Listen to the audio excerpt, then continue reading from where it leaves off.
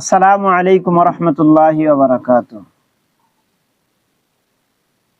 আলহামদুলিল্লাহ সুম্মা আলহামদুলিল্লাহ। সম্মানিত প্রিয় দিনদার ইমানদার ভাই বোনেরা, আশা করি আপনারা সকলেই ভালো আছেন।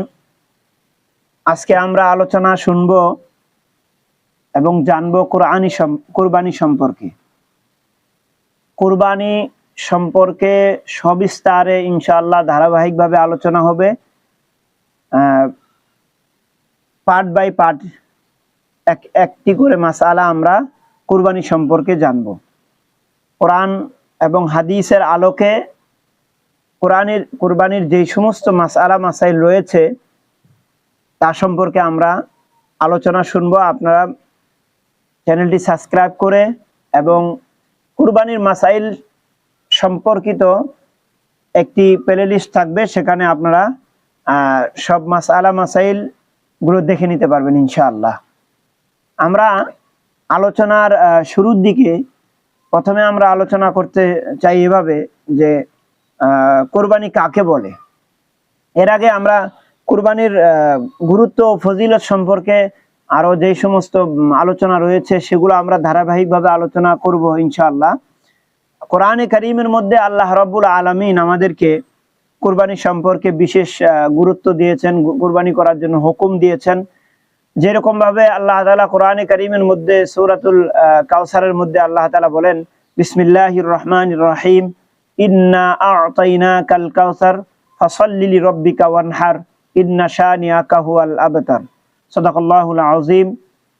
এইভাবে আল্লাহ তাআলা কোরআনে কারীমের বিভিন্ন জায়গায় কুরবানির হুকুম জারি করেছেন এবং কুরবানি সম্পর্কিত ঘটনা বর্ণনা করেছেন। যেভাবে হযরত আদম আলাইহিস সালামের দুই পুত্রদ্বয়ের কুরবানির ঘটনা আল্লাহ তাআলা কোরআনে কারীমের মধ্যে বর্ণনা করেন, এবং ইব্রাহিম আলাইহিস সালামের পুত্র ইসমাঈল আলাইহিস সালাম, আল্লাহর দরবারে ইসমাঈল আলাইহিস সালামকে যে কুরবানি দেওয়া হয়েছে সেই ঘটনাও আল্লাহ তাআলা কোরআনে কারীমের মধ্যে উল্লেখ করেছেন।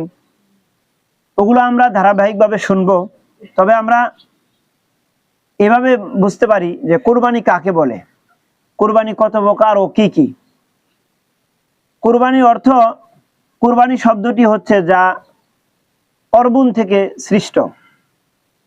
কুরবানি শব্দটি পবিত্র কোরআনে কারীমের মধ্যে এভাবে উল্লেখ করা হয়, ওয়ালা তাকরাবুজ জিনা। এখানে তাকরাবু শব্দ উচ্চারণ করা হয়েছে। করিব মানে কাছে হওয়া। আল্লাহ তাআলা বলেন, তোমরা ব্যভিচারের নিকটবর্তী হইও না। এর দ্বারা বোঝা যায় যে মানে কোন জিনিসের কাছাকাছি যাওয়াকে করিব বলা হয়। আল্লাহ তাআলা এই কুরবানি এই জন্যই বলেছেন, নামকরণ করা হয়েছে যে যেহেতু কুরবানির মাধ্যমে মানুষ আল্লাহর নৈকট্য হাসিল করে, আল্লাহর কাছাকাছি রাজামন্দি হাসিল করার কাছাকাছি চলে যায়, এই জন্য কুরবানিকে কুরবানি বলা হয়। পরিভাষায় কুরবানি বলা হয় যে কুরবানি এমন বস্তুকে বলে যা উৎসর্গ বা সদকা করার মাধ্যমে মহান আল্লাহ তাআলার সন্তুষ্টি অর্জন করা যায়। এই হচ্ছে কুরবানির পারিভাষিক অর্থ।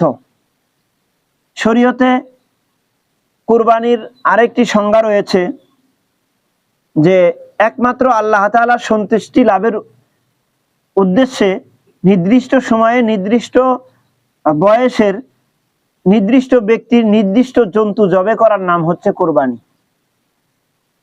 এর দ্বারা বোঝা গেল যে কুরবানি হচ্ছে একটি স্বতন্ত্র মহতি গুরুত্বপূর্ণ একটি ইবাদত।